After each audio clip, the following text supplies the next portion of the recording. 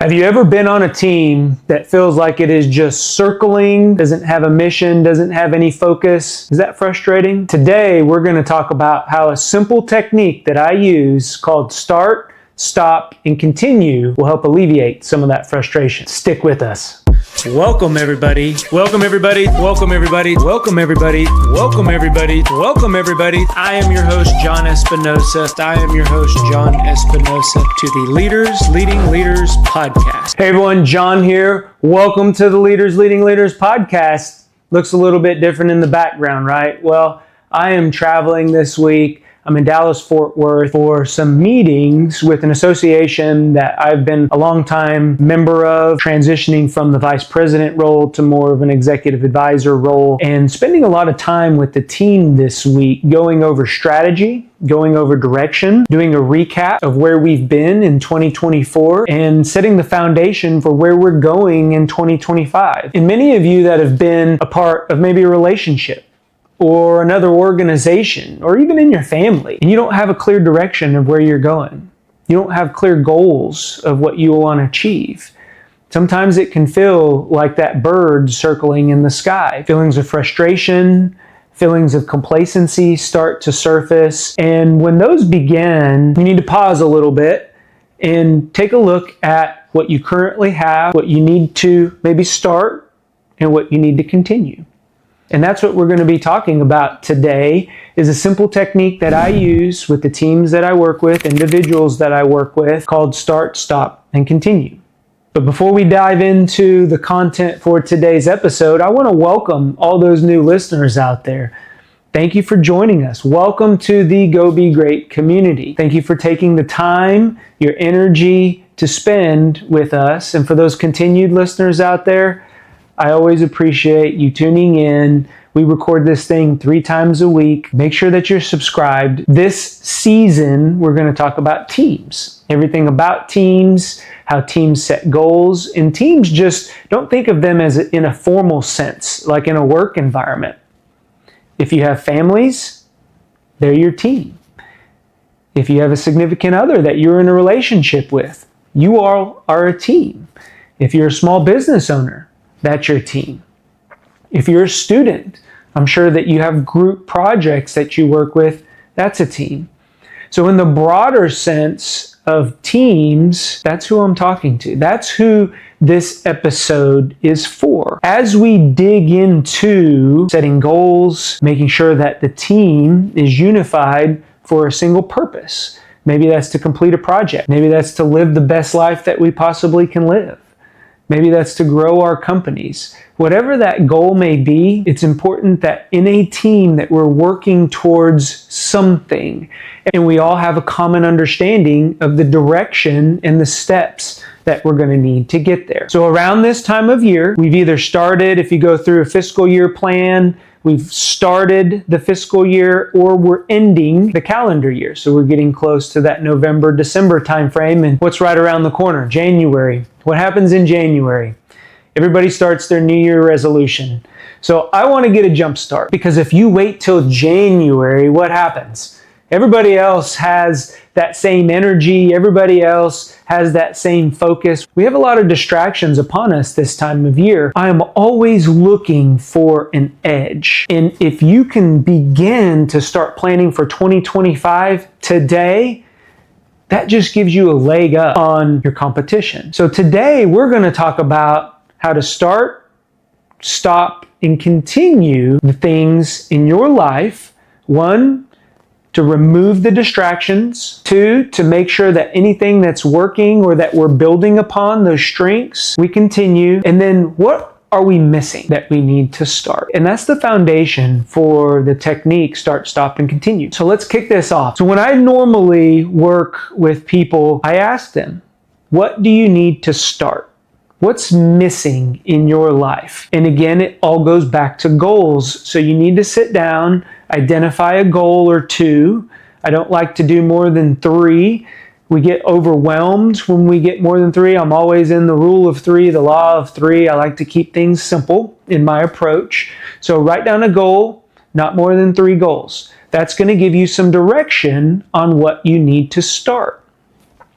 For example, If you're looking to start a family, maybe you need to start looking for a larger home. Maybe you're in an apartment environment and you have to grow that home environment. Look for schools. I know it may seem early, your children do, so you may need to start thinking about that process of purchasing a home. Maybe it's a weight loss challenge or exercise. You need to start either eating right or researching what you need to eat right, and then maybe getting in the gym. If you're growing your small business, you need to start thinking now about what processes and systems you have in place and what you may need to start to grow your business if that's a goal of yours. So when I ask the question, what do you need to start? I want everybody to jot down at least one thing that they need to start, either professionally or personally in their lives, and link it to a goal that you want to accomplish or a direction that you want to accomplish. So for example, family. One thing that we want to do is spend more time together, non-distracted environment, no cell phones, no devices whatsoever. So we as a family came together and made a conscious decision that on Sundays we were going to spend at least 1 hour, all devices down, away out of the room. And it doesn't necessarily need to be around food. It could be at dinner, and just have a conversation. How was the week? Where do we go? That's one thing that we're going to start in a family environment. Professionally, I always have a word of the year. So I am going to start thinking about what my word of 2025 is going to be. So that's something that I am personally going to start. So again, that's an example of how a team environment, my family, or maybe it's something personally that you want to start. Another example of things that we got to start. If you are a leader of a team, what are those things that your team recognizes? And I normally do this through our performance discussions. So again, it's performance season. We're going into the end of the calendar year and we're beginning a new year. What are those things that the team feels that they need to start? And I always preface this. I always give them at least a week notice. Let them know that I'm going to ask my 3 questions. What do we need to start? What do we need to stop, and what do we need to continue? So they come to the meeting prepared. So that's the first item, start. What do we need to stop? Pretty self-explanatory. What's one thing that we need to stop doing? So I'll just start with the team environment. Maybe you have a system in place that you are doing weekly reports. On my team, we've transitioned away from a spreadsheet. We've transitioned away from individual reporting and gone to a projectized reporting. So we stopped reporting in the way that we've been reporting, and we started reporting in a new way. So that's just one example in a team environment. Family environment. What do you need to stop? What's one thing that you can identify in your family, in a relationship, that you need to stop? Maybe it's not having difficult conversations. You need to stop pushing things under the rug because they always come back and they fester, and we always find ourselves repeating the same conversations. Any parents out there that find themselves repeating their conversations to their kiddos? Another thing maybe that needs to stop is in a small business, maybe you need to stop always reacting and you need to get more proactive. So what does that look like in a business? Does that mean you need to increase your reach? Does that mean you need to outsource some of your tasks to where it frees up time for you to grow your business? That may be something that you need to stop. I can't tell you how many times that I do things because I'm a penny pincher. I, save money. That's kind of my downfall. So I will do things that I probably need to hire out. But guess what it takes away? It takes away from my time to expanding my businesses. So I need to stop doing the things that provide low value, and I need to start hiring those things out. So we talked about what we need to start and what we need to stop. And a couple examples there. And then the last one, continue. What do you need to grow, or what do you need to continue doing that you have found success in or that is working? So in my team environment, back to that example, the team loves our weekly meetings. I have a weekly one-on-one with every single member of my team. It's an opportunity. We calendar it, we schedule some time, and it's our one-on-one session. And if you've heard me talk about these one-on-one sessions, I do them for 30 minutes. The first 10 minutes is them bringing something to me. The second 10 minutes is me bringing something to them. And then the third 10 minutes is us looking forward. And you don't have to, it doesn't need to be 30 minutes. You can do this with your family too in conversations. What's one thing that, start with them that lets them set the foundation. You can adjust in your 10 minutes of anything you need to communicate back. So it allows us to go into listening mode first. We're starting with somebody else, which that allows us again to quiet our minds, be very mindful of what they're saying. Don't try to offer a solution, just listen. And then that middle third is our opportunity there to set the foundation, clarify anything that we just heard. And then the last third is for us to look forward. So you can see how this can work in a continue type question, because now what I'm asking is, what do we need to continue doing? They love the fact that we were doing these one-on-ones. Sometimes they didn't last the full 30 minutes, but it gave an opportunity for them to have some one-on-one time with me. From a small business standpoint, what's one thing that you need to continue? And write these things down. I want you, as you are listening, think of something in your lives, professionally or personally, that you need to start, stop, or continue. So those three things are going to really help pave the way forward, and especially when we talk about things that we need to continue. So as we look into the new calendar year, maybe you've started a diet. You're on that path of weight loss. You've lost 5 to 10 pounds, and you're on your way to reaching your goal loss of maybe 30 pounds. So what do you need to continue doing? Is it you're eating right? Maybe your supplements. Maybe your exercise routine. What is working that you need to continue?